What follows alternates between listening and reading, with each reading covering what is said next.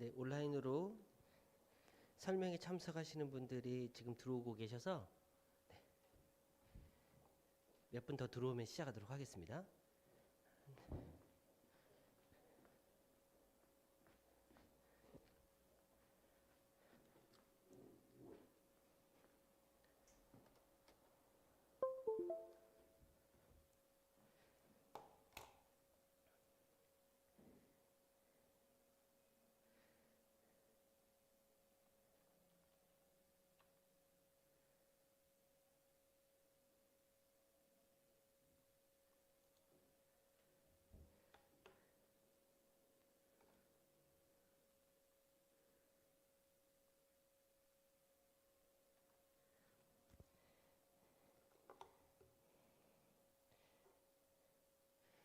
온라인으로 참여하시는 분들은 조금 시간이 지나면 화질이 괜찮아지거든요.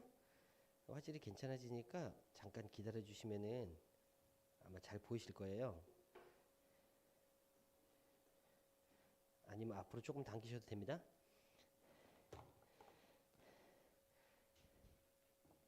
학생들 확진도 많이 늘어나고 뭐 그런 시기라서 사실은 현장 설명에 참석 예약하셨던 분들이 많이 빠지는 분이신 것 같아요. 그래서 인원 제한하고 저희가 진행하긴 하는데 원래 시간 맞춰서 항상 거의들 잘 오신 것 같은데 오늘은 좀 많이 저조하시긴 하네요. 그래서 다 기다렸다가 시작할 수는 없을 것 같고 댁에서 보시는 분들도 있으니까 이제 시작하도록 하겠습니다. 오늘 예비 중2, 예비 중3 저희 일비충천 중등부 설명의 앞부분 진행을 맡은 1부, 2부를 제가 진행하고 이거 합쳐서 1부가 될 거고 3부는 중등부 수업 시스템 저희 중등부 전체 부원장 박경희 부원장님이 진행을 하게 될 예정이거든요. 이 앞부분 진행 맡은 일비충천 전체 원장 백진영입니다. 반갑습니다. 네. 그래서 오늘 요즘에 학생들도 확진이 좀 많기도 하고 어저께 좀 제 입장에서는 조금 황당한 여기 정책 발표가 있어갖고 좀 혼란스러운 것 같긴 해요. 2월부터 백신을 맞지 않으면은 이제 중고등학생들도 학원이라든가 식당에 못 가게 한다고 하는데 이 부분 어떻게 뭐 합리적으로 해결될지는 좀 지켜봐야 될 것 같고요.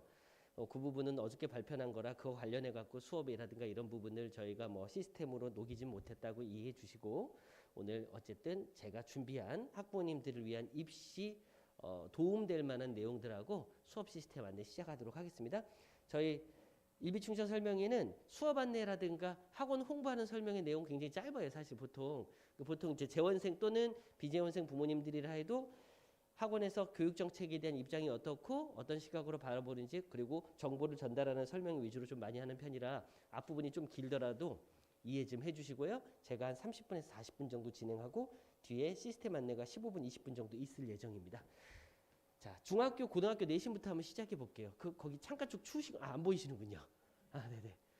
추우시면 거기 좀 닫으셔도 됩니다. 제가 진행하다 갈 수가 없어서 중학교, 고등학교 내신 제 설명이 온라인으로 있는 거 보셨으면 보실 수도 있겠지만 안 보셨다가 가정하고 중학교 3학년에 올해 작년, 재작년, 올해 1학기 성취도 분포예요. 절대평가 A, B 비율 대략 아시죠? 3학년 학부모님은 2학년 때 성적 나왔으니까 아실 거고 1학년 때도 성적은 나오긴 나옵니다. 시험을 안 봐도. 성취도 A, B의 비율이 2019년, 2020년, 2021년으로 가면서 코로나인데 더 많이 늘어나잖아요. 왠지 이해되시죠? 중학교는 학교를 안 가고 공부할 환경이 안 되니까 시험을 좀 더 쉽게 내고 내신 성적도 더 잘 주는 분위기가 맞습니다. 포기한 학생이 줄어들었네요. 독특하죠? 포기한 학생이 진짜 줄었을 거냐 하면은 그렇지 않을 거라고 예상하시면 되고 중학교의 성취도 표를 보면서 학교 시험들이 쉬워졌으니까 애들이 공부를 더 잘하는 거냐 고등학교랑 비교해 보면 어떤지 이해하실 수 있겠죠. 고등학교랑 비교 한번 해드릴 건데 일단 비교하기 직전에 분당 지역의 올해 3학년 1학기 올해 1학기입니다. 수학의 A의 비율이 40%예요. 근데 고등학교 들어가면 1등급은 4%까지밖에 안 되잖아요. 그래서 A를 받은 학생 중에 10명 중에 1명만 사실은 1등급이 가능해서 고등학교 내신 등급 따는 게 생각보다 어렵다는 거. 그렇다고 내신 등급 따기 어려우니까 2등급, 3등급 받아도 만족하세요. 이런 얘기는 아닙니다. 일단 내신 등급 따기가 생각보다 어려운 부분을 아셔야 된다. 자, 아까 말씀드렸던 고등학교 성취도 쪽으로 가볼게요. 2019년도가 코로나 터지기 전이잖아요. 원래 분당 지역하고 강남 지역에 공부를 하는 학생하고 수포자의 비율을 보면 대략 반반 정도 돼요. 40%, 40%. 공부를 하면 A, B에 들어가고 공부를 안 하면은 D에 들어갑니다. C는 뭐냐 하면요. C는 특이하게도 숫자가 더 적습니다. 이해되시죠? C는 더 적어요. 포기하면 D 쪽으로 많이 가고 공부를 열심히 하면 A, B 쪽으로 몰려요. 근데 C에 몰려있는 학교들이 있는데 C에 학생이 많은 학교는 시험 난이도가 굉장히 평준화되어 있고 포기한 학생이 좀 적은 어중간한데 진짜 시험도 어중간한 학교예요. 대부분의 학교들은 A, B, D의 비율이 이 정도 됩니다. 수포자가 진짜로 대학을 포기한 건 아니죠. 예체능도 포함했기 때문에 수포자가 40%쯤 돼요. 그런데 2020년 작년 1학년 1학기입니다. 고등학교 올해 1학년 1학기입니다. 이거 보시면은 A, B의 비율이 급격하게 줄어든 거를 알 수 있어요. 이해되시죠? 어디가 줄었냐면요. A, B의 40%에서 26.9%, 27%니까 13% 정도 줄었고 포기자는 굉장히 많이 늘어났잖아요. 포기자 굉장히 많이 늘어났습니다. 분당 지역뿐만 아니라 전국적인 현상이라 보시면 돼요. 전국적으로 다 비교해 보면은 신도시는 D의 비율이 폭증하진 않았거든요. 신도시는 폭증하지 않았어요. 그 대신 신도시는 시험이 조금 쉬운 편이 맞습니다. 근데 분당, 강남 좀 안정화된 도시들이 있잖아요. 서울을 포함해서 오래된 교육 도시들은 D의 비율이 폭증하고 A, B의 비율은 줄어들었는데 핵심은 뭐냐면 중위권이 많이 무너진 거예요. 수능 얘기하면서 제가 중위권이 어떤 식으로 무너진지도 보여드릴 건데 일단 고등학교 시험은 쉬워졌음에도 불구하고 중위권이 많이 중상위권이 무너졌구나. 등급 따는 부분과 관련해서 자료집에는 이거 온라인으로 동시라서 이 부분에만 자료집에는 없고 이거 보시면 됩니다. 그래서 댁에서 보시는 분들이나 또는 현장에 계신 분도 이 자료 필요하면 유튜브에 당분간 올려놓을 테니까 다시 한번 찾아보시면 될 것 같아요. 중학교 때 A를 받은 학생이 대략 40%라고 한다면은 고등학교 가서 A가 1, 2, 3, 4등급이 되는 거는 대략 이 숫자 보시면 아실 수 있겠죠. 1, 2, 3, 4등급으로 나뉘어지죠. 그렇죠? 1, 2, 3, 4등급이 A. B를 받으면 시작 아주 운이 좋아야 4등급, 대부분은 5등급. 그러면 이제 또 이겁니다. 그래도 6등급까지는 안 가네. 자, 지나가는 고등학생 2명 중에 1명은 4, 5, 6등급입니다. 4, 5, 6등급 학생이 50%가 넘어가요. 사실 비율상. 그래서 1, 2, 3등급 찾기가 어렵고 거꾸로 7, 8, 9등급인 학생 찾는 것도 어렵습니다. 이해되시죠? 그래서 4, 5, 6등급 학생이 제일 많아요. 실제로 절반이 넘어요. B를 받으면 내신 성적이 상당히 좋지 않겠구나. A를 받았다고 잘하는 건 아니겠구나 정도 아시면서 첫 번째 내용하고 저희가 입시와 관련된 내용으로 넘어가도록 할게요. 이 성적은 시작하면서 코로나 시대의 분위기가 중상위권이 무너졌기 때문에 학교 안 가거나 학원 안 가면서 학생들의 어느 정도 성적이 무너진 어떤 그 교육 환경을 보면서 부모님들뿐만 아니라 저는 학생들이 조금 경각심 가지고 나쁘게 생각하면은 공부할 환경이 좀 나빠졌구나라는 건데 좋게 생각하면은 내가 마음 독하게 먹고 공부를 열심히 하면은 성적 상승이 쉽구나라고 보셔도 될 것 같아요.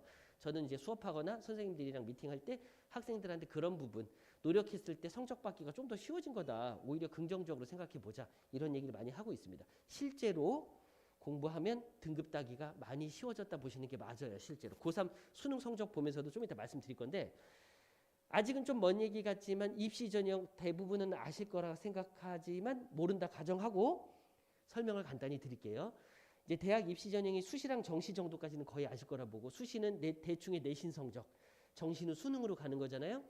수시가 종합 전형과 교과 전형, 그리고 논술 그다음에 실기도 있어요. 근데 그건 뺐고 대략 이 세 개 중에 논술과 관련해서는 고등학교 1학년이나 2학년 끝날 때쯤 생각하셔도 되니까 신경 안 쓰셔도 되는 게 맞습니다.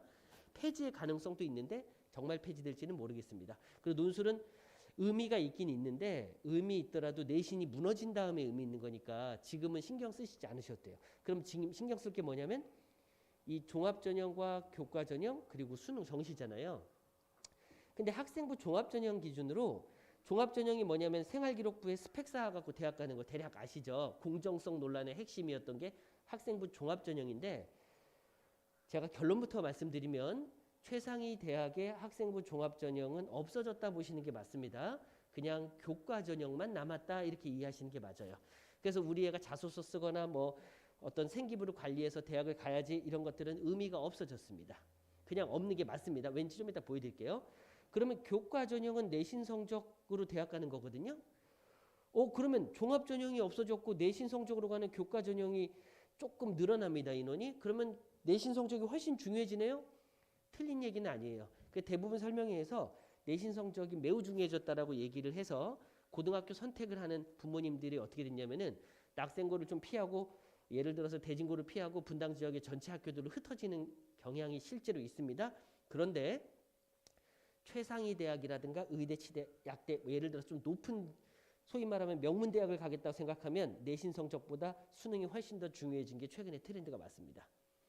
일단 수능이 훨씬 더 중요해진 게 맞아요. 근데 이제 왜 그런지를 이제 보여드릴 건데 종합전형이 대략 스펙 쌓는 거다. 근데 왜 의미가 없냐? 제가 의미가 없다고 말씀드린 거는 목표 대학이 서울 안쪽의 상위권 대학일 때예요. 서울 바깥의 대학을 보내겠다 생각하면 종합전형은 어마어마하게 중요합니다. 이거 이해되시죠? 그래서 인서울 안쪽의 대학일 땐 종합전형이 의미 없는 이유를 제가 소개시켜 드릴 거고 그 다음 수능 100%는 없어질 가능성이 커요. 이런 설명이 제가 많이 봤거든요. 이거 잘못된 얘기입니다. 무슨 얘기냐면요. 자, 수능의 내신 성적을 서울대가 반영을 하고 있어요. 이제요. 수능 정시에 내신 성적을 반영해서 예를 들면 낙생고 가면 안 돼. 왜냐하면 낙생고로 가면 영원히 서울대를 못 가. 틀린 말은 아닐 수도 있습니다. 왜냐하면 내신 성적이 서울대를 2.0, 3.0도 낙생고 학생들은 서울대를 갔거든요. 수시로도 가고 정시로도 갑니다. 근데 내신이 3.0 정도 되면 정시에서 서울대를 못 가게 됐어요. 이제부터는. 중학생들은 서울대를 내신이 안 좋으면 못 가는 게 맞습니다. 근데 서울대만 그래요. 나머지 대학은 어차피 정시로 가면 수능 100%에 가깝다 생각하시면 돼요. 수능이 90%라 해도 거의 100%라 생각하시면 되고 입학 전형에 대해서 이런 얘기들이 있어요. 서울대가 대입 전형을 만들면 다른 학교들이 따라가니까 아직 다른 학교들이 발표를 안 했을지라도 비슷할 거다라는 얘기들이 있는데 그거는 옛날 얘기라고 생각하시면 됩니다. 최근에는 서울대 혼자 독자적인 길을 좀 가는 구조가 맞아요. 그래서 다른 학교들이 따라가지 않을 겁니다. 그렇게 이해하시는 게 맞고 왜 그러냐면 서울대는 이렇게 하든 저렇게 하든 서울대 가고 싶은 애들이 최상위권 애들이 쓰는 학교죠. 근데 그 이외의 학교들은 입시 전형에 따라서 뛰어난 인재가 될 학생들이 지원을 안 할 가능성이 생겨요. 그래서 각 대학들이 서울대는 자유롭게 많이 입학 전형을 만들지만 그 어떤 상황에 따라서 만들기 때문에 그냥 결론적으로 말씀드리면 서울대만 약간 독특하다. 나머지 학교들은 기존과 비슷할 거다 생각하시고 제가 방금 말씀드렸던 내용으로 넘어가기 전에 2015 개정교과는 중학교 올해 1학년, 2학년까지 적용되는 거죠. 올해 초등학교 6학년부터 2022 개정교과 적용되는 건 알고 계시죠? 올해 초등학교 6학년 예비 중1부터는 2022, 올해 중1, 중2까지는 2015 개정교과가 대입까지 적용이 됩니다. 그래서 바뀌는 과정에 대해서는 아직은 모르셔도 돼요. 그러면 바뀌는 거를 알고 싶으면 재수를 염두에 뒀을 때다 이렇게 이해하시면 되겠죠. 재수를 안 하고 대학 간다고 하면은 기존 교과를 이해하시면 되고 기존 교과에서 이거 복잡한 거 다 모르셔도 돼요. 사실 이거 뭐 구구절절히 설명한다고 해도 잊어먹고 가서 핵심은 이거죠. 9등급제가 적용되는 과목들이 있고 ABC 절대평가가 적용되는 과목이 있는데 중학교 내신하고 다른 부분은 뭐냐면요. 중학교는 A, B, C, D, E잖아요. 근데 고등학교는 A, B, C 절대평가 그리고 9등급제입니다. 근데 물론 9등급제가 있잖아요. A, B, C, D, E라고 해서 중학교랑 똑같은 절대평가 적용이 있습니다. 아까 고등학교 1학년에 A, B 비율 말씀드렸죠. 성적표를 보면서 말씀드리면 좀 이따 아실 건데 고등학교 시험지에 성적표에도 A, B, C, D가 표현이 돼요. 그렇지만 대학에서는 9등급을 반영하는 게 핵심이다. 이렇게 이해하시면 될 것 같고 현재 중학교 1학년, 2학년은 고교 학점제가 적용이 된다 할지라도 개정교과 2015가 그대로 유지되는 거예요. 요거 이해되시죠? 고교학점제에 대해서 말 많은 거 아시죠? 고교학점제가 어떤 큰 변화를 불러일으킬 것처럼 얘기하는데 고교학점제는 초등학교 6학년부터 과감하게 입시의 어떤 지형을 바꿀 예정이라고 생각하시면 돼요. 중학교 1학년까지는 심하게 못 바꿉니다. 일단 심하게 못 바꾸고 중학교 1, 2학년까지는 고등학교 1학년은 대부분 9등급, 고등학교 2학년도 주요 과목은 9등급이 유지가 돼요. 그러니까 고1, 고2 내신 성적이 매우 중요하죠. 지금도 고3 내신 성적은 별로 안 중요합니다. 고3이 제일 중요하잖아요. 제일 어려운 과목, 제일 중요한 시기인데 9등급 적용되는 과목이 2개, 3개밖에 없어요. 나머지는 다 절대평가예요. 그러니까 ABC 절대평가는 절대평가 과목이라는 거는 이미 등급을 나누지도 않았고 대부분 A로 만들어줄 수 있는 과목입니다. 전교생의 40%가 A에 들어가요. 무슨 의미가 있냐 이거죠. 그 9등급이 적용되는 과목이 고등학교 3학년 때 두세 과목밖에 없으니까 현재 입시에서도 내신 성적은 고등학교 1, 2학년이 중요합니다. 현재 중학교 1학년 학생들, 2학년 학생들한테도 1, 2학년 학생들한테도 1학년, 2학년의 내신 성적이 중요해요. 그래서 비슷하다고 보셔야 돼요. 바뀌지만 비슷하다. 자, 그러면 고교학점제와 관련해서 논란이 되는 거는 짧게 말씀드려 볼게요. 동생 이따 가정하고. 이 다음 페이지 보시면 알아요. 현재 초등학교 6학년부터 적용되는 고교학점제는 고등학교 1학년 때만 9등급이 적용돼요. 고등학교 2, 3학년은 다 절대평가입니다. 그러면 황당하네요. 대학에서 똑똑하거나 열심히 하는 학생을 뽑아야 되는데 고1 때 내신 성적 잘 따고 고2, 고3 대충 한 학생을 뽑느냐 이런 얘기죠. 고2, 고3이 ABC 절대평가인데 이 학생이 공부를 잘하는지 못하는지 알 길이 없잖아요. 그럼 어떤 문제가 생기죠? 대학에서 내신 성적을 믿지 않게 됩니다. 그럼 어떻게 되냐면 정시가 폭증할 수밖에 없게 돼요. 앞으로 정시의 방향은 커질 가능성이 매우 크다. 하지만 이 고교학점제를 살려두려면 어떻게 해야 되냐면 학생부 종합전형을 살려야 돼요. 학생부 종합전형이 뭐냐면요. 저는 등급이 중요한 게 아니라 이 분야의 진로를 갖고 싶어서 고등학교 때 이 과목, 이 과목, 이 과목을 선택해서 이 관련되는 분야를 공부를 열심히 했습니다. 그래서 자기소개서에다 뭐라 써야 되거든요. 근데 학생부 종합전형에 이런 것들이 완성이 되는 단계를 보고 개정교과가 2015, 2022로 원래 준비가 됐던 거예요. 근데 공정성 논란 때문에 학생부 종합전형이 갑자기 없어져 버리게 됐어요. 어떻게 없어진지 뒤에서 보여드릴 거예요. 아니 학생부 종합전형은 무산시켜 놓고 고교학점제를 시행을 한다? 그러면은 엇박자가 됩니다. 앞뒤가 안 맞아요. 내신 성적을 믿지는 못하겠는데 진로를 판단할 수 있는 교사 추천서랑 자기소개서가 없어요. 생활기록부도 다 지우고 대학에 보냅니다. 생활기록부에 내신 성적을 제외하고는 대부분 지워버립니다. 그럼 얘가 어떻게 생활하는지 모르잖아요. 그럼 내신 성적만 가지고 뽑아야 되는데 내신 성적은 1학년 때밖에 없네요. 말이 안 되잖아요. 이해되시죠? 그래서 올해 초등학교 6학년부터 적용되는 2022 개정교과는 과감하게 바뀔 가능성이 크다 보시는 게 맞아요. 근데 올해 중학교 1학년, 2학년은 어떻죠? 아직은 비슷하게 유지됩니다. 개정교과가 적용이 되지 않기 때문이에요. 그러면 이제 그래서 고교학점제에 대해서는 크게 신경 안 쓰시는 게 맞습니다. 이미 고교학점제는 고등학교에서 일부 시행이 되고 있는데 그게 어떤 건지를 요 내신 성적 이 성적표랑 같이 보여드릴 텐데 이건 좀 복잡해요. 모르셔도 돼요. 일단 이것만 알면 돼요. 9등급제가 적용되는 과목이 있고 9등급제가 X인 과목이 있잖아요. 요거 이름 보면 아유 복잡하죠? 그냥 넘어가서 다시 설명드릴게요. 이게 대략의 성적표, 고등학생 성적표인데 진로 선택이라고 해서 진로 선택 기하가 진로 선택입니다. 중요한 건 진로 선택이라고 돼 있는 과목은 중요하지 않다 보시면 돼요. 왜냐? 성적표에 A, B, C 절대평가가 표현되거든요. 근데 9등급이 표현되는 과목이 있어요. 예를 들면 미적분. 그 9등급 적용되는 과목은 성적표에 등급이 나옵니다. 그러니까 등수가 정확히 나오잖아요. 이게 내신에서 중요한 게 맞습니다. 9등급 적용되는 과목과 9등급 적용되지 않는 과목을 표로 간단하게만 보여드릴게요. 그러니까 기하 벡터까지 공부하고 고등학교 가야 돼 이런 얘기는요. 사실 잘못된 얘기라고 이해하셔야 되죠. 왜냐? A, B, C 적용받는 과목 1등급도 2등급도 아니고 보세요. 전교생의 30-40%가 A가 됩니다. 대부분. 그러면 솔직히 책을 읽으면 된다는 얘기예요. 이해되시죠? 아까 수포자 보셨잖아요. 공부를 하는 학생이 40%예요. 그러니까 책을 쳐다만 보고 학원을 다니기만 해도 A는 들어가요. 보통요. 절대평가가 되면. 그러니까 이걸 선행을 하고 있을 이유가 전혀 없다. 이렇게 이해하시면 됩니다. 근데 물론 난 전국 1등 할 거야. 이것도 완벽할래. 이러면 해야 되겠지만 진로 선택은 중요하지 않다. 그 표로 간단히 보여드릴게요.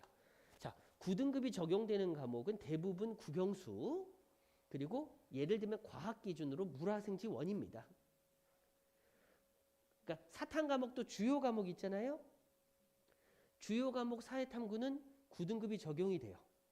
근데 물투, 화투, 생투, 지투 그리고 사탐 과목 중에 좀 독특한 과목들이 있거든요. 그 과목들은 A, B, C 적용이에요. 의미 없는 과목입니다. 근데 이거 언제 배우냐면요.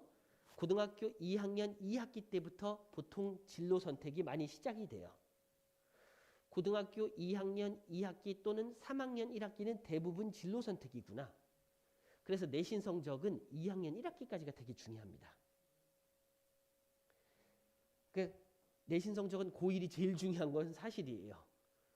고2 때도 굉장히 중요한 과목들이 많이 있는 것도 사실이고 근데 수학은 조금 다른 게 수학은 고2 내신이 제일 중요합니다. 왜냐하면 수능의 선택 과목, 수능의 공통 과목이 있는데 제일 중요한 수능 과목이 고2 과목이에요. 그러니까 수학은 고2 내신이 제일 중요하고 그냥 내신 성적은 주로 봤을 때 2학년 1학기까지가 매우 중요하구나. 2학년 2학기도 주요 과목이 있습니다. 근데 진로 선택이 시작되기 시작한다 이렇게 이해하시면 돼요. 제가 지금 말씀드리는 거는 중학교 1, 2학년으로 적용될 때를 말씀드리는 거예요. 왜냐하면 현재 중학교 1학년, 2학년은 2학년 때 절대평가가 많이 늘어날 예정이에요. 이해되시죠? 그래서 거의 2학년 1학기 때 내신이 끝난다. 근데 이제 애매하죠? 중학교 1, 2학년도 고등학교 2학년 1학기 정도의 9등급제 과목이 대부분 끝나버리면 제일 중요한 2학년 2학기, 3학년 1학기 과목은 9등급이 없다면 대학에서 이 학생들을 뭘로 평가하냐는 거죠. 그럼 현실적으로 어떻게 되냐면 정시가 늘어날 가능성이 매우 큽니다. 근데 정부에서 정시를 늘리지 못하게 해놓고 학생부 종합은 줄여놓고 교과 전형을 늘렸어요. 그 부분이 뭔지를 보여드릴 겁니다. 그래서 한 번에 좀 복합적인 내용이라서 제가 한 번에 딱 말씀드리긴 어렵고 오늘 설명의 내용을 전반적으로 듣고 나서 혹시 궁금하시면 다시 발췌해서 좀 보시면 이해가 좀 되실 거라 보고 대입과 수능과 관련해 갖고 아까 종합교과 정시로 가면서 이 부분 다시 설명을 드릴게요. 종합전형은 스펙, 교과 전형은 내신 성적, 정시는 수능이잖아요. 요 세 개가 핵심인데 상위 대학으로 보셔야 돼요. 제가 되게 복잡한 내용들을 표를 다 뺐습니다. 일단 수시랑 정시 중에 뭐가 대세냐 하면 수시가 대세인 거는 알고 계시죠? 왜냐하면 전국 학생의 80%를 수시로 뽑아요. 근데 목표가 지방대냐는 얘기예요. 목표가 지방되면 수시가 무조건 올인 전략입니다. 정시로 안 뽑아요. 왜 정시로 안 뽑냐면요. 정시로 수능을 잘 보는 학생은 인서울에서 거의 끝나요. 의치학, 서성한, 중경에서 끝납니다. 수능을 못 보는 학생들 어차피 수능 막 다 찍은 애들을 뽑아야 되는 학교는 어떻게 뽑아야 되냐면 그래 어려운 문제는 못 풀어도 좋으니까 최소한 학교 생활을 성실히 했니? 이런 거 있잖아요. 그래서 종합전형이 중요해지는 학교는 지방대라 생각하시는 게 맞아요. 자, 그래서 복잡한 표는 다 빼고 제가 상위 대학 기준으로 볼게요. 상위 15개 대학, 주요 대학들은 종합전형이 학년이 올라갈수록 줄어듭니다. 이해되시죠? 학생부 종합전형은 줄어들고 교과 성적이 중요한 학생부 교과는 늘어나죠. 그 다음에 정시는 어떻죠? 정시는 왕창 늘어나죠. 근데 여기서 이제 애매하네요. 종합전형이 줄어든 만큼 정시가 늘어났으니까 정시가 조금 중요한 거 아닌가요? 교과 성적이 중요해진 거 아닌가요? 근데 여기서 핵심은 학생부 교과가 진짜 내신으로 대학 갈 수 있냐 하면요. 그렇지가 않습니다. 왜냐하면 대학들이 수능 최저등급이라고 해서 대부분 수능 최저등급을 적당히 걸어놨어요. 수능을 못 보면 교과로 대학을 못 갑니다. 요거 대략 이해되시죠? 뒤에 가서 표로 또 보여드릴게요. 자, 종합전형은 상위 대학은 줄어들고 정시랑 교과가 늘어나는데 정시 교과는 수능이 중요하다. 둘 다. 이렇게 이해하시면 되고 학생부 종합전형이 왜 폐지 단계냐? 올해 고등학교 1학년부터 자기소개서 폐지돼요. 올해 고1부터 폐지됩니다. 올해 중3 밑으로는 폐지가 이미 정리가 된 거죠. 이미 고2, 고3 기준으로 이미 대학교 2학년, 대학교 1학년 기준으로 기재금지사항 검증 강화가 있었어요. 이게 뭐냐면요. 자기소개서에 저희 아버지랑 같이 어디에 가서 대학교에 가서 이러면서 저희 엄마랑 같이 뭘 했는데요. 이런 거 쓰지 말라는 얘기예요. 저는 미국에서 이런 공부를 해왔습니다. 자기소개 막 쓰는 거예요. 이해되시죠? 서울대 캠프 가서 제가 대상을 탔는데요. 이런 거 막 썼습니다. 그거 못 쓰게 하겠다는 얘기예요. 근데 아니 자기가 잘한 게 있으면 자랑을 해야 될 텐데 자랑을 못하게 만들어놨습니다. 저는 고등학교 때 최상위권 학생들과 같이 공부를 하다 보니까 내신 성적이 3등급이지만 수능은 1등급을 완전적으로 유지 중입니다. 이런 거 쓸 수 있잖아요. 솔직히. 그거 못 쓰게 만든 거예요. 예를 들어서. 이해되시죠?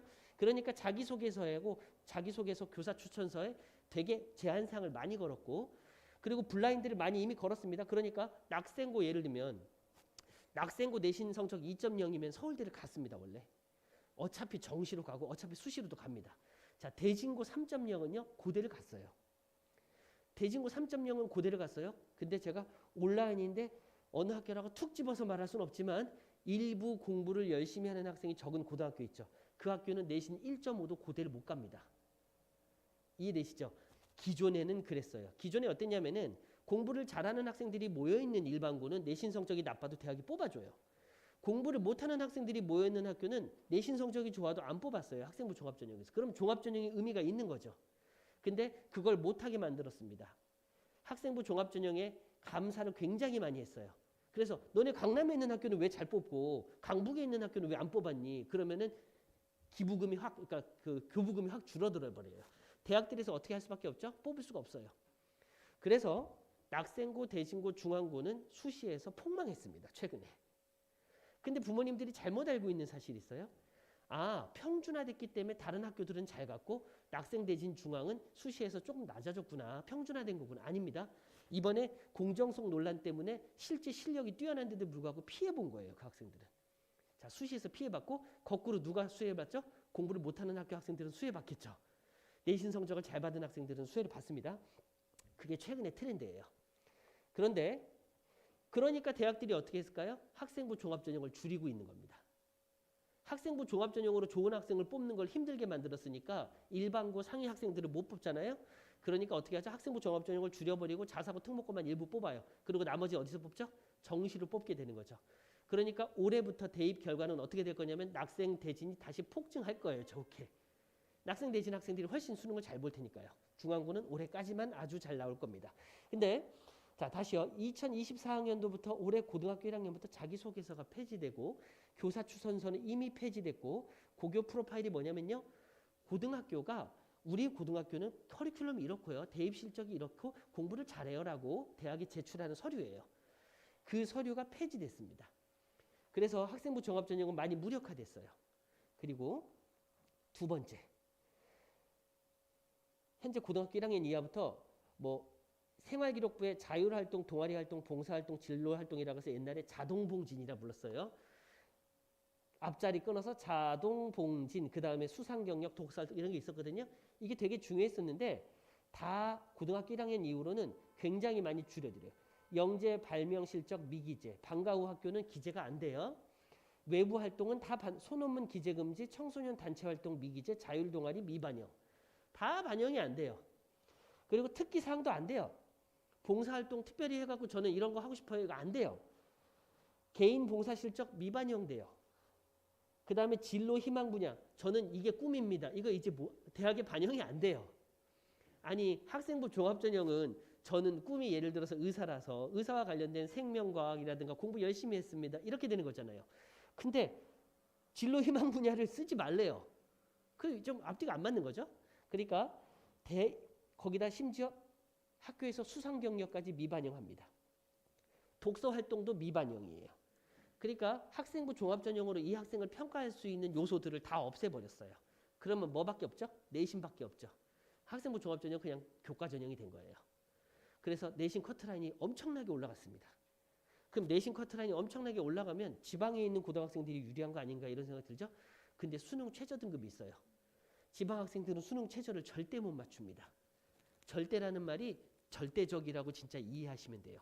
어느 정도냐면 전국에 고등학교 2,000개가 있어요.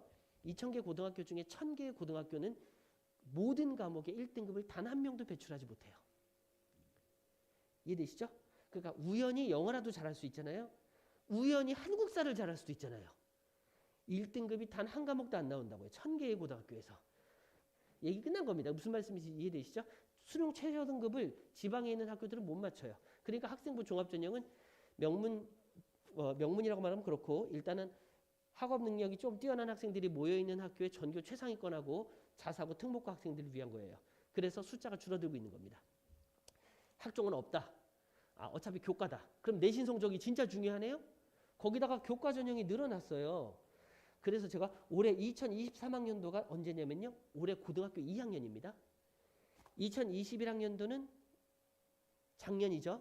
자, 각 학교들의 서울에 그래도 이름 있는 학교들의 교과 전형에 보면은 교과 전형 고려대만 많았고 숙명여대 좀 있었는데 이제는 왕창 늘어나죠. 그럼 내신 성적이 진짜 중요해지는 것처럼 보이죠. 근데 이름을 이렇게 걸어요. 지역균형, 고교연계, 학교장 추천. 자, 교과 전형인데 이름을 학교장 추천이라고 걸어놓고 뭘 하냐면요. 수능 최저 등급을 겁니다. 자, 이화여대, 중앙대, 한국여대, 한양대 이렇게 있는데 많이 늘어났죠. 다 많이 늘어났습니다. 10% 넘게로 늘어났어요. 그런데 이름을 이렇게 걸어놓고 대부분의 학교가 동국대, 한양대 정도 제외하고 대부분의 학교가 수능 최저 등급을 걸었습니다. 그래서 직설적으로 이런 얘기가 있어요. 동국대랑 한양대는 옛날부터 원서 장사를 잘한다. 무슨 얘기냐면요. 지방에 있는 학생 중에 내신 성적 좋으면 일단 걸어보는 거예요. 수능 최저가 없잖아요. 그래서 어마어마한 경쟁률을 자랑합니다. 이해되시죠? 대부분 수능 최저 있어요. 근데 수능 최저가 얼마큼 어렵냐면요. 한 입시 기간에서 올해 수능을 끝나고 수능 최저 등급 맞춘 학생은 그냥 없습니다. 다 정시로 2월 될 거예요. 이런 얘기 했어요. 그게 무슨 얘기냐면요. 자, 교과 전형으로 예를 들면 300명을 뽑기로 했어요. 그러면 지원자가 1000명쯤 있겠죠. 예를 들어서 뭐 3000명일 수도 있지만 그 중에 한 3배수나 4배수를 뽑아요. 그러니까 일렬로 내신 성적이 1.0, 2.0 막 있을 거잖아요. 그러면 이제 내가 300명을 뽑기로 했는데 예를 들면은 900명을 뽑아놔요. 3000명 지원자 중에 예를 들어서 900명을 뽑아놓고 수능이 끝난 다음에 수능 최저 등급 맞춘 학생들을 다시 뽑아요. 그리고 등수를 끊는 거예요. 이해되시죠? 그런데 그 순위 안에 들어간 애들 중에 그 수능 최저 등급을 맞춘 학생이 없으면 어떻게 되죠? 못 뽑죠. 이미 1차로 걸렀기 때문에 못 뽑아요. 그럼 어떻게 돼요? 정시에서 뽑게 돼요. 그러면 내신 성적이 좋은 학생이 그렇게 없냐? 자, 분당 지역에서 내신 따기가 어렵나요? 쉽나요? 어렵습니다. 아까 4% 보셨잖아요. 강남에서 내신 성적 따기 굉장히 어렵습니다. 지방 학생들은 내신 따기 쉬운데 걔네는 수능을 못 봐요. 분당 학생들은 내신 따기 어려운데 수능을 잘 봐요. 그럼 다시 거꾸로 이렇게 볼게요. 낙생고 대진고의 3.0이 중앙대를 쓸 거냐 하면 애매합니다. 정시로 더 좋은 대학을 갈 테니까. 이해되시죠? 내신 성적 3.0인 학생이 중앙대보다 더 좋은 학교를 갈 가능성이 매우 큰데 3.0이 중앙대를 안 써요. 예를 들어서. 그러면은 앞에도 한 학교 다시 볼까요? 뭐 동국대나 뭐 숙명여대 이런 데 내신 3.0이 안 씁니다. 그럼 내신 4.0은요? 쓰겠죠? 하지만 내신 4.0은 1차에서 통과를 못 해요. 이해되시죠? 그래도 2, 3점대는 돼야 될 거 아니에요, 최소? 무슨 얘기냐? 내신 성적으로 통과한 애들 중에 수능을 잘 볼 애들이 있잖아요. 그 학생들은 이미 어떠냐면 지원을 안 해요. 정시로 잘 갈 거니까. 근데 저는 붙었으면 좋겠어요 라는 애들은 내신 성적이 분당과 강남 지역은 낮고 붙으면 감사합니다 했던 지방 학생들이 수능 최저 등급 반드시 맞추겠다 했지만 못 맞춰요. 그래서 결국에 어떻게 되냐면 애매하게 중간에 텅 빌 겁니다. 그래서 교과 전형은 비율이 매우 늘어났지만 수능이 굉장히 중요하다 이해하시면 되고 올해 입시가 끝난 다음에 언론에서 나올 거예요. 그 얘기가. 그럴 수밖에 없습니다. 자, 성적표 얘기는 좀 긴 얘기라서 넘어가면서 방금 얘기들 이어지는 정시 얘기들 짧게 말씀을 드릴게요. 방금 전까지 말씀드렸던 걸 종합해보면 이런 거죠. 학생부 종합전형이라는 것은 약간 무산됐구나. 내신 성적이 전교 1등이어야 돼요. 물론 목표가 1등인 학생들도 많이 있습니다. 1등인데 목표 한 3, 4등까지 되면 뭔가 답이 나오겠죠. 근데 5등, 10등 되면 답이 안 나오기 시작합니다. 그럼 그때부터 어디로 가야 되죠? 교과 전형이나 정시로 가야 되는데 교과 전형은 최상위 대학은 또 좀 적어요. 그래서 결국에 입시의 흐름은 정시로 흐른다. 그래서 제가 마지막으로 정시 얘기로 정리하면서 뒷부분으로 넘어갈 거예요. 자, 수능은 1, 2, 3, 4, 5교시인데 제2외국어를 안 보면 4교시에 끝납니다. 그런데 1교시가 국어고 2교시가 수학, 3교시가 영어, 4교시가 탐구인데 제가 수학과학 위주로만 말씀드려볼게요.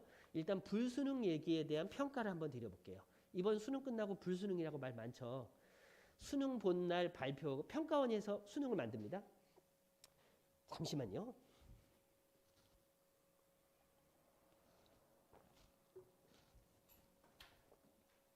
자, 교육과정 평가원장이 이런 말씀을 하셨네요.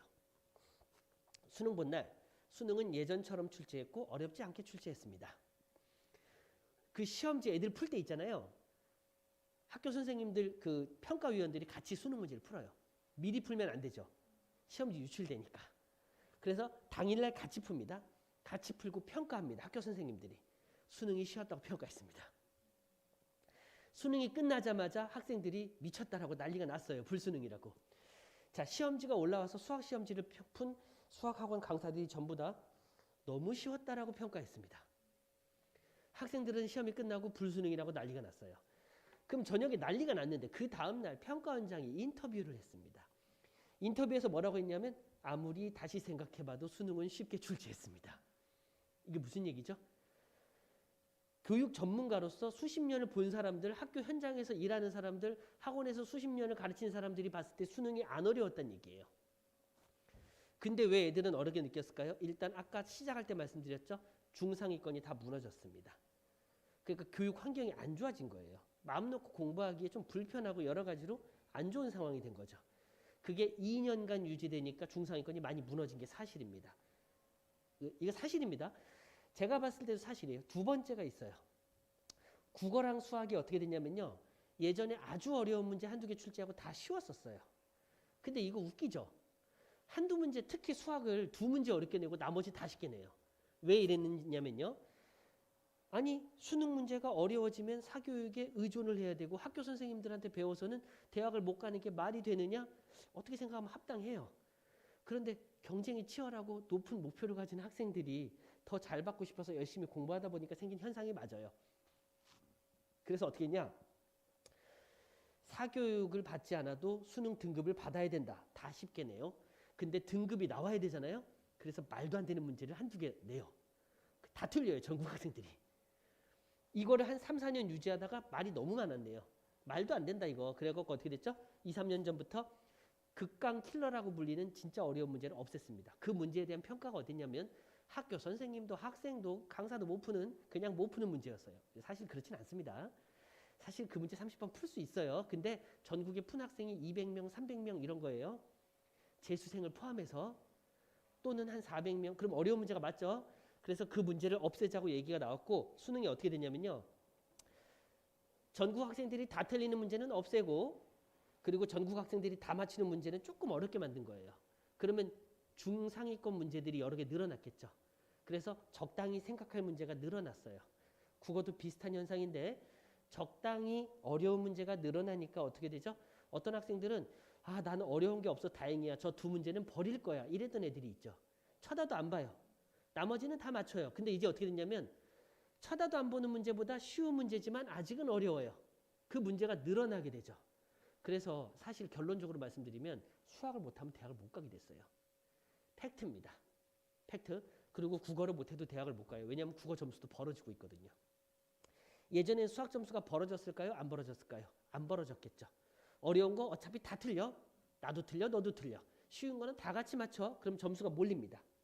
그래서 같은 점수대에 몰리기 때문에 수학 문제 한두 개 차이 나도 국어를 잘하거나 과학이나 사회를 잘하면 약간 극복이 됐겠죠. 근데 지금은 수학 극복이 안 될 만큼 벌어집니다. 국어도 마찬가지입니다. 그래서 입시의 키는 국어 수학인데 제가 그거를 문항으로 한번 표현해 드려 볼게요. 현재 중학교 예비 중3 어머님들은 한 번쯤 시험 겪었으면 알고 예비 중2 부모님들은 잘 모르는 게 있는데 이런 게 있습니다. 자, 시험지가 있어요. 애들이 갑자기 5번이 조금 헷갈려요. 그럼 어떻게 되냐면 평균 성적이 전교 평균 성적이 10점 이상 추락합니다. 무슨 얘기냐면 한 문제가 초반에 조금 어려우면 뭐지? 다시 풀고 손 떨리고 이상한데 그러면서 뒤에 문제 자신감을 잃고 학생 중에 한두 문제 때문에 뒤에 무너지는 애들이 생기죠. 이번 수능 시험지가 어떠냐면요. 4번 어려워요. 1번부터 30번까지 있는데 4번이 어렵습니다. 4번이. 어떻게 어렵냐면 공통과목 수원수투가 있습니다. 이거 되게 중요해요. 공통과목이 제일 중요합니다. 아까 고등학교 2학년이 중요하다 했죠? 고등학교 2학년 과목의 선행학습이 수학에서 키입니다. 수원수투가 76점. 그 다음에 선택 과목은요. 나중에 생각하셔도 돼요. 고등학교 3학년 과목. 점수도 얼마 안 돼요. 근데 이제 수능을 시험 보면 어떻게 되냐면 객관식 마지막에서 어려워요. 자, 아직 절반이 안 왔는데 어려운 문제가 한두 문제 나와요. 그 다음에 주관식 마지막에서 어려워. 이거 문항 번호입니다. 이해되시죠? 공통 과목으로 객관식, 주관식. 그럼 2번 어려웠죠? 근데 선택 과목이 왠지 더 어렵잖아요. 느낌상. 고3 과목이니까. 선택 과목이 객관식 마지막에서 어렵고 주관식이 마지막에 또 어려워요. 그러면 애들한테 4번이 어려운 거예요. 그러면 시험지가 안 보이기 시작하죠. 그래서 어떻게 되냐면 자, 아까 말씀드렸죠. 학원 선생님들이나 학교 선생님들이 문제를 풀어봤는데 쉬웠어요. 어려운 문제가 없어요. 근데 애들한테는 어떻냐면 한번 어려운 문제, 또 어려운 문제, 이제 손 떨리기 시작하고 뒤에 자신감이 잃게 되죠. 그러면 전반적으로 어렵게 느껴지는 겁니다. 그래서 전반적으로 이 수학 시험지의 체제 때문에 시험이 쉬워도 학생들은 어렵게 느낄 거고 그럼 결국에 얼마큼 성적이 벌어지는지를 간단히 보여드리고 제 얘기를 거의 끝내려고 그래요. 4번이 어렵다. 근데 수원수투가 핵심입니다. 어저께 설명회 할 때 초등부 학부모님이 이러시더라고요. 그러면 수학을 못해서 문과를 가는 학생은 이과 과목까지 공부해야 된다는 얘기가 있던데요. 근데 이 얘기는 나중에 들으시면 되고 문과 학생들이 대입해서 어떻게 해야 되나요? 그래서 문과 학생, 이과 학생이 중요한 게 아니라 수학을 잘하면 다 이과에 가고 수학을 못하면 문과에 갔을 뿐이에요. 거의 맞죠? 한 95% 이상 맞습니다. 그래서 문과, 이과의 문제가 아니라 수학을 잘하면 대학을 가고 수학을 못하면 대입에서 실패하게 된다. 예전에는 문과생끼리 경쟁했을 때는 수학을 못해도 대입이 성공할 가능성이 꽤 있었습니다. 문과생끼리 내신 경쟁하고 문과생끼리 수능 경쟁하니까 가기가 쉬웠는데 통합이기 때문에 수학을 못하면 문과, 이과 할 거 없이 대학 가기 어려워요. 그걸 통합으로 수능 등급을 산출하죠. 자, 이거 표 되게 복잡합니다. 어디 있는지 몰라요? 제가 질문을 드려볼게요. 자, 고등학교 3학년 문과생의 수능 평균 성적은 몇 점쯤 될까요? 3월 모의고사로 말씀드릴게요. 수능 성적은 공개 안 됩니다. 문과의 평균, 이과의 평균 몇 점이냐 이거죠. 머릿속으로 점수는 계속 떠올려 보셨죠? 이 복잡한 표에서 어디 있냐면 여기 있습니다. 문과 학생의 평균은 30점입니다. 30점이 평균이에요. 고3. 이과생 미적분의 평균은 50점이에요. 평균이 20점 차이 납니다. 똑같은 시험지에 거의요. 기하는 44점. 평균이 20점이면 상위권의 경쟁은 더 많이 차이 날 거라고 생각하셔야 돼요. 이 숫자를 가지고 대략 예상하시면 같은 점수를 가지고 등급을 매겨요. 전국에 1등급을 받은 문과생은 몇 명쯤 될까요? 40만 명 중에 시험 본 45만 명 중에 1등급이 18,000명 정도 되거든요. 전국에 1등급이 수학 1등급이 18,000명인데 그중에 1,000명도 안 됩니다. 문과생은 1,000명도 안 돼요. 그러니까 문과 1등급은 그냥 서울대 인원보다도 적어요. 그러니까 문과에서 2등급 받아도 최상위권인 거죠. 2등급도 몇 명 안 됩니다. 그러니까 문과생은 수학 점수가 그냥 3등급부터 시작이에요. 거의. 그러면 최저 등급을 맞출 수 있을까요? 문과는? 자, 수능 최저 등급을 문과생이 일단 수학이 3등급부터 출발이에요. 그러면 경희대 같은 데 가려는 학생의 수학 등급은 보통 4등급으로 생각하시면 돼요. 그러면 이미 수학 때문에 날아간 거예요. 최저 등급. 근데 국어도 어려워요. 이번에 영어도 살짝 어려웠네요. 사회탐구는 인원이 없기 때문에 등급 따기 되게 어렵습니다. 결론적으로 수능 최저 등급 맞추는 게 아주 어렵구나. 그리고 수학을 못하면 문과라고 해도 같은 점수로 비교하니까 잘 못 가겠구나. 아까 초등부 학부모님 물어보신 내용이 이런 부분일 가능성이 있어요. 자, 수학을 잘 본 이과생인데 말씀 잘못 드렸어요. 수학을 못 본 이과생이에요. 수학을 좀 못 봤어요. 근데 의대는 절대 못 가고 약대도 못 갈 것 같아요.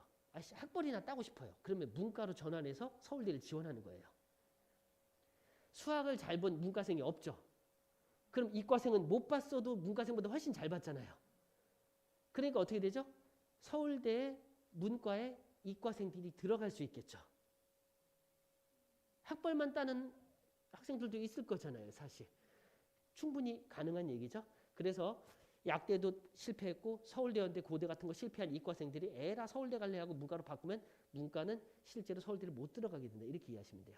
수학을 못하면 대학을 못 가는 현상이 서울대만 있는 게 아니죠. 도미노 현상으로 벌어질 거예요. 수학이 굉장히 중요해졌습니다.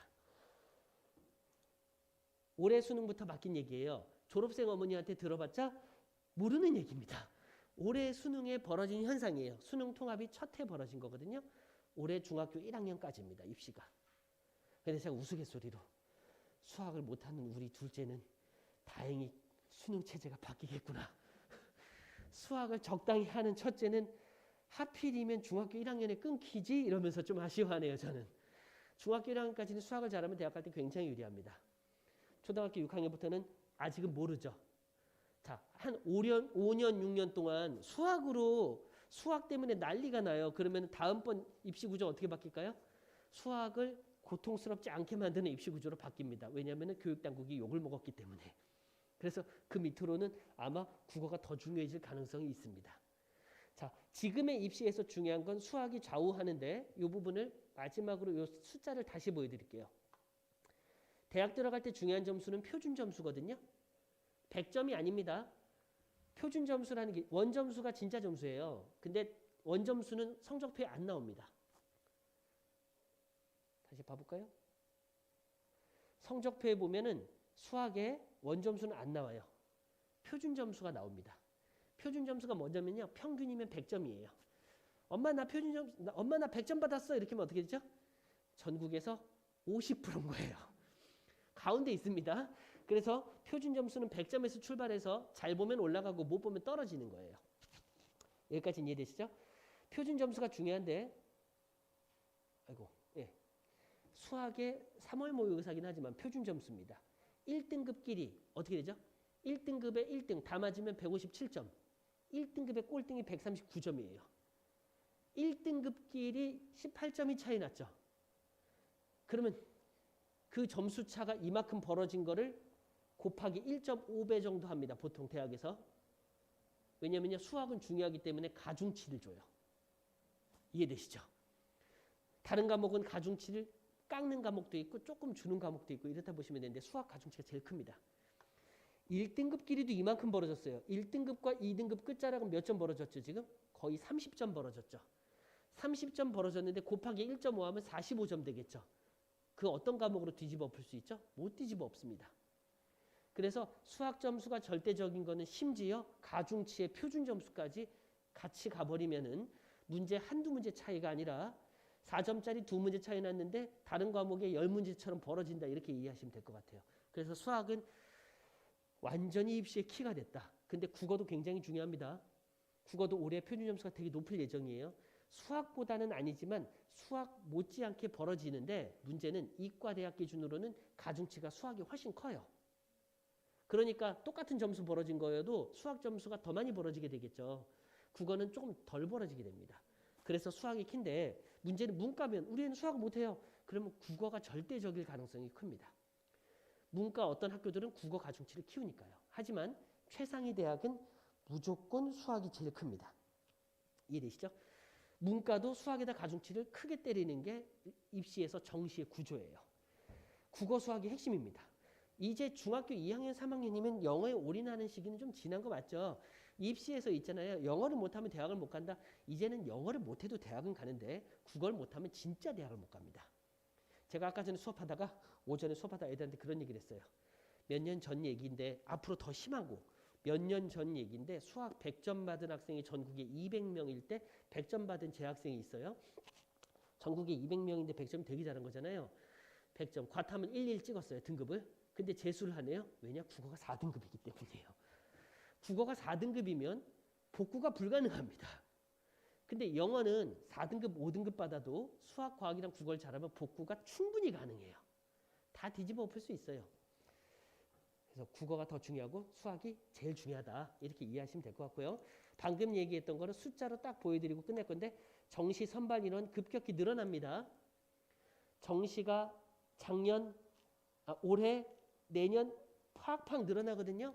그래서 수능이 굉장히 중요하구나. 방금 말씀드렸던 거 수치로 보여드릴게요. 서울대는 정시에서 수능 과목 반영이 수학이 40%예요. 이해되시죠? 국어는 33.3. 그러니까 국어보다 수학을 훨씬 많이 반영하죠. 연대로 가면요. 연대로 가면은 수학이 33.3, 국어가 22.2. 국어보다 1.5배 중요한 거예요. 과학도 1.5배 중요하죠. 문과로 가도 이미 국어랑 수학이 같은 거예요. 이해되시죠? 그래서 국어랑 수학이 중요한데 수학이 더 중요한 거 맞습니다. 문과에도 수학이 비슷하니까. 고려대로 가도 수학이 제일 크죠. 문과여도 수학이랑 국어를 동급으로 놓잖아요. 그러니까 문과 이과 할 거 없이 수학이 제일 중요하고 문과는 국어가 못지않게 중요하다. 이렇게 이해하시면 될 것 같고 다른 학교들도 비슷하다 보시면 되는데 각 학교들의 수능 영역의 수학 반영 비율이 43.3. 서강대는 수학이 43.3이에요. 그래서 수학을 잘 보면 프리패스입니다. 이해되시죠? 다른 과목 망했어요. 수학을 잘 봤어요. 서강대는 그냥 가는 거예요. 근데 어쨌든 많이 높죠. 높은 학교일수록 수학 반영 비율이 높다. 예전에도 그랬지만 예전에는 정시가 그렇게 중요하지 않았죠. 이해되시죠? 예전에는 정시가 적었어요. 그 재수행과였어요. 근데 정시가 많이 늘어나고 앞으로 학종이 무너지면서 교과도 정시에 가까워지잖아요. 그래서 수능 준비가 핵심일 수 있구나라고 이해하시면 될 것 같고 그러면 제 얘기가 길어졌으니까 이건 거의 1, 2분 만에 끝낼 텐데 그럼 우리 애들 데리고 지금 중학교 때 뭐 해야 되지? 선행만 죽도록 돌려야 되냐라고 한다면 저는 그건 아니다. 핵심은 뭐냐면요. 아무리 선행이 빨라도 깊이 있게 모르면 아까 수학에서 말씀드렸던 4번의 어려운 고비를 어떻게 이길 거냐 이거예요. 4번의 어려운 고비를 이겨내려면은 실제로 잘 알아야 되거든요. 선행보다 훨씬 더 중요한 건 탄탄한 학습이 맞다. 저희 학원에 예를 들면 의치학센터도 있고 중등부 정규센터에서도 선행이 빠른 반이 있어요. 일부 정규센터를 기준으로는 일비충천이 선행이 제일 빠를 겁니다. 아마 분당에서. 어떤 특목센터라든가 의치학센터를 아닌데도 불구하고 정규센터가 저희가 선행이 빠른 편이 맞아요. 거의 제일 빨라요. 그런데 선행을 안 하는 학원이어서 말씀드리는 게 아니라 무리한 선행은 결국에 도움이 되지 않고 선행을 할 거라면 수원수투까지 하긴 해야 돼요. 그런데 그걸 못하면 큰일 나냐? 저는 그렇다고 생각하지 않습니다. 선행이 빠른 반들도 많이 운영하고 미적분을 수업하는 중3반이 분당에서 제일 많아요. 지금. 미적분 진도를 끝난 반이 이미 2반, 미적분 진도 나가는 반이 2개 반, 곧 나가는 반이 1개 반. 중3 중에 미적분을 나가는 반을 여러 반 운영하는 학원 별로 없습니다.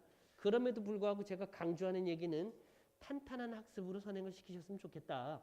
지금 뭐 할 게 수능 대비를 바로 할 수는 없잖아요. 그러면 수능 점수 잘 받으려면 수학 문제 뭘로 해야 돼요?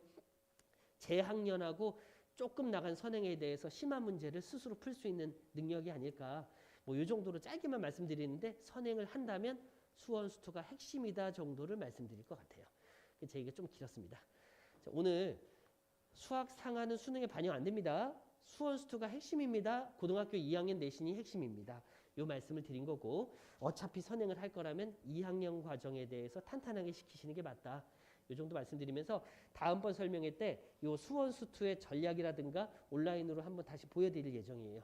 좀 몇 분 지금 자리에는 없으셨지만 관심 가지고 보시는 것 같고 도움이 되는 내용인 것 같아서 제 얘기가 좀 길어졌는데 너무 지루하지 않으셨기를 바라면서 다음 기회에 다른 내용으로 또 찾아뵐게요. 오늘 끝까지 함께해 주셔서 감사하고 중등부 수업 안내로 들어갈 예정이니까 유튜브로 보고 계신 어머님들도 끝까지 같이 해주셨으면 좋겠습니다. 네, 또 뵙겠습니다. 감사합니다.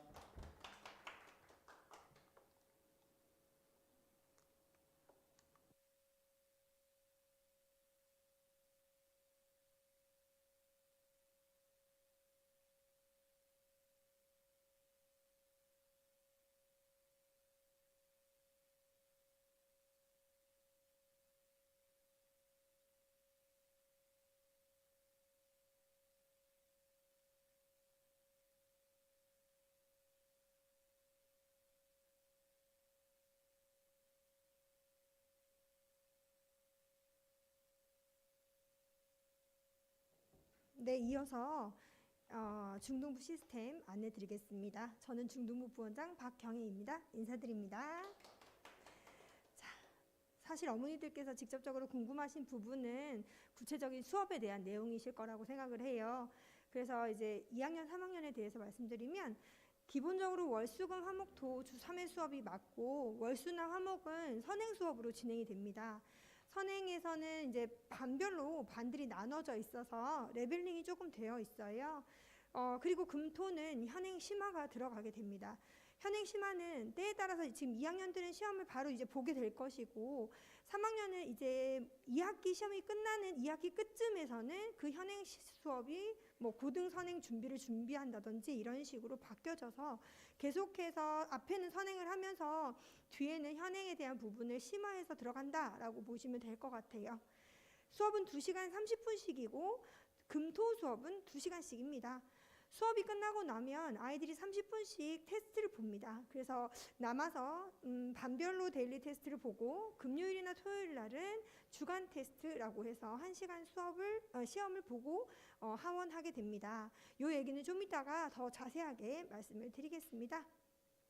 앞서 말씀드린 내용은 레벨링이 된 정규반에 대한 얘기고 예를 들어서 진도가 맞지 않거나 신규생 아이가 시험을 봤을 때 단원이 차이 나는 경우가 있습니다. 그럴 때는 클리닉 수업이라 해서 1대4 개별 클리닉이 들어가서 정규반에 입학을 하게 되는 준비하는 반들도 있고 또는 아이가 레벨링을 해서 레벨업을 하고 싶다. 다른 반으로 갈 수 있는 상황이다 라고 하면 저희가 그것도 권해드리기도 합니다. 이렇게 클리닉을 몇 번 해서 정규반에서 이렇게 레벨업을 하면 어떻겠냐라고 말씀을 드리기도 합니다.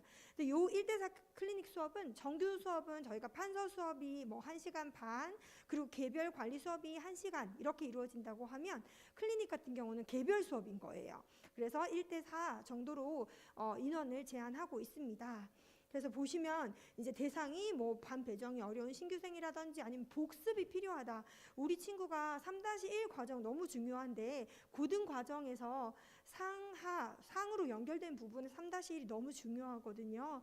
그래서 3-1이 조금 부족하다라고 해서 추가적인 수업을 할 수 없느냐라고 문의를 주시면 이렇게 수업을 하기도 합니다. 추가적으로. 그리고 성취도 평가 중요하죠. 테스트를 보는 과정에 있어서 종류는 일일 테스트, 뭐 주간 테스트, 아이들이 이제 10문제는 반별로 선행 과정이 다르기 때문에 반별 시험지가 다릅니다. 그래서 시험지에 따라서 반별 평균과 함께 어머니 아이 점수를 받아보실 수 있어요. 어플로. 그리고 주간 테스트는 학년, 1학년 전체가, 2학년 전체가, 3학년 전체가 보는 시험지고 현행에 대한 시험지다 보시면 될 것 같아요.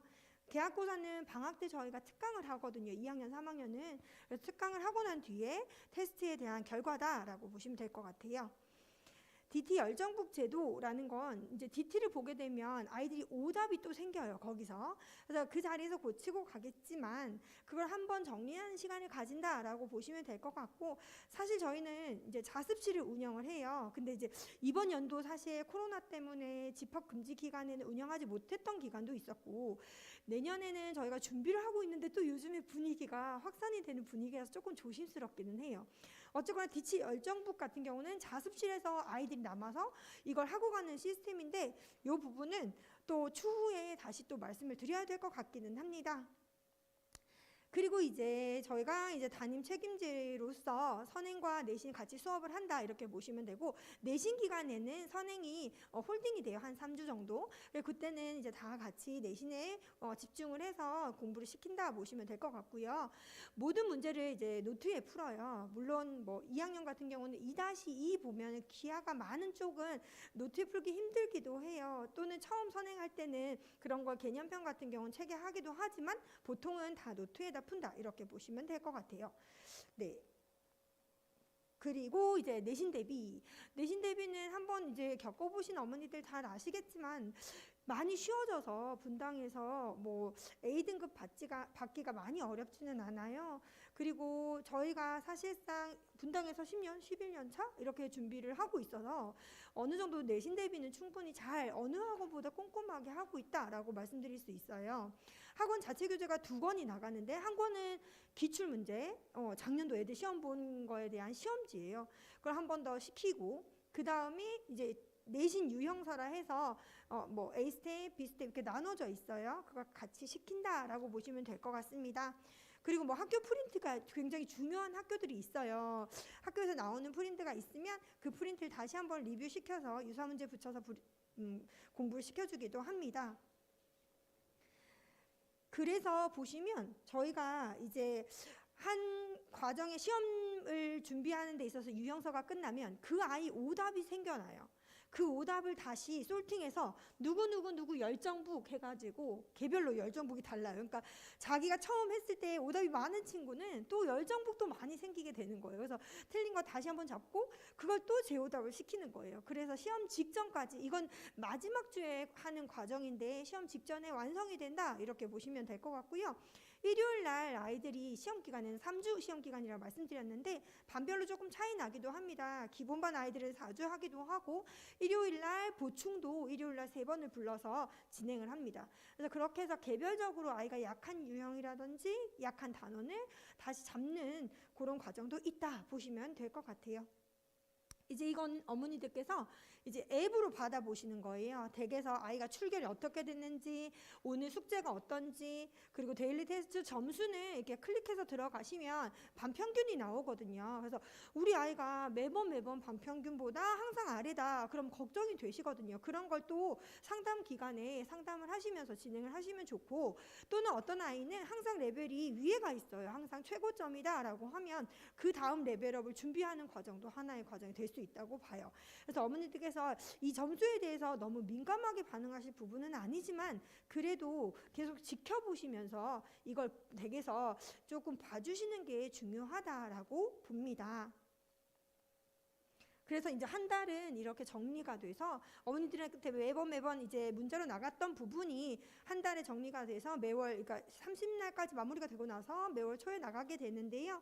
어쨌거나 여기도 출결 상환, 주간 테스트, 뭐 담임 선생님 의견해서 이렇게 나가게 됩니다. 이 정도가 이제 저희가 한 달에 이루어지는 상황이고요. 그 다음은 이제 학년별 연간 커리큘럼, 저희가 이제 아이를 한 반에 세팅을 하면 이 한 반에 대한 1년 계획 그리고 3년 계획이 있어야 해요. 그래서 그 부분에 대한 말씀을 드리겠습니다. 예비 중1은 조금 넘어가고 중학교 2학년 같은 경우는 이제 겨울방학 때 저희가 정규에다가 특강까지 수업을 진행을 해요.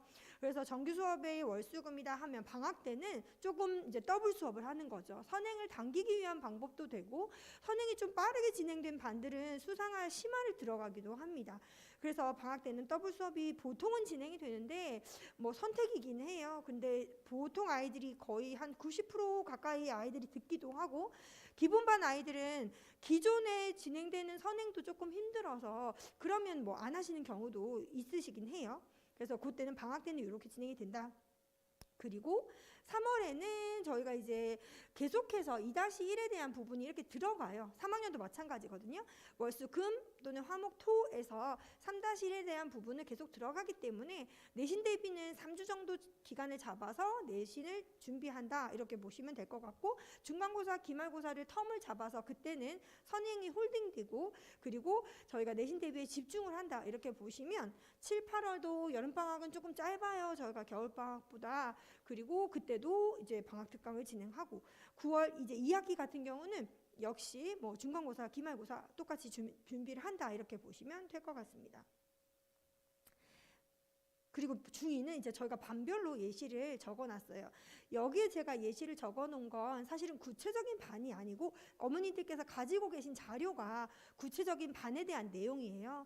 그리고 여기는 예를 들어 어떤 반을 저희가 세팅을 했을 때 겨울방학 때 이렇게 수상 응용에 2학년 1학기 때는 수화가 들어가고, 여름방학 때 뭐 수원 기본을 돌고 2학기 때 수투를 간다, 뭐 이런 계획인데, 그리고 여름방학 때는 특강을 하기 때문에 수원 응용이 따라 붙어서 간다, 이렇게 보시면 되고, 이것보다는 사실상 어머니들 지금 자료에 계신 내용을 좀 더 보시면 더 구체적이실 것 같아요. 이건 예를 들어서 한 5개 정도 준비를 했고, 3학년 과정 말씀드릴게요.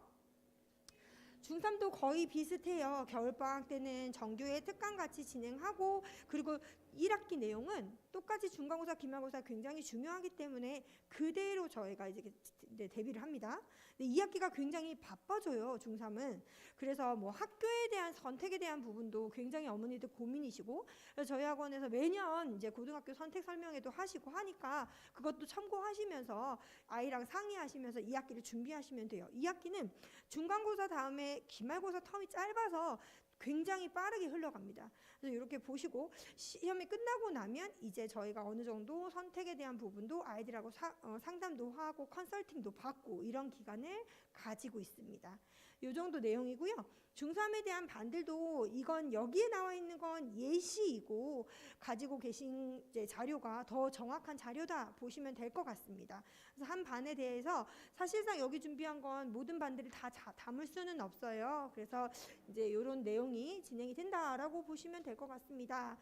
그래서 이제 더 궁금하신 부분이 있으시거나 지금 자료에서 빠져있는 부분이 있으시면 거기 보시면 상담 신청서가 있으실 거예요. 거기 쓰셔서 제출하시면 저희가 추후에 전화 드리고 반에 대한 상담 또는 테스트 일정 이렇게 잡아드릴 수 있습니다.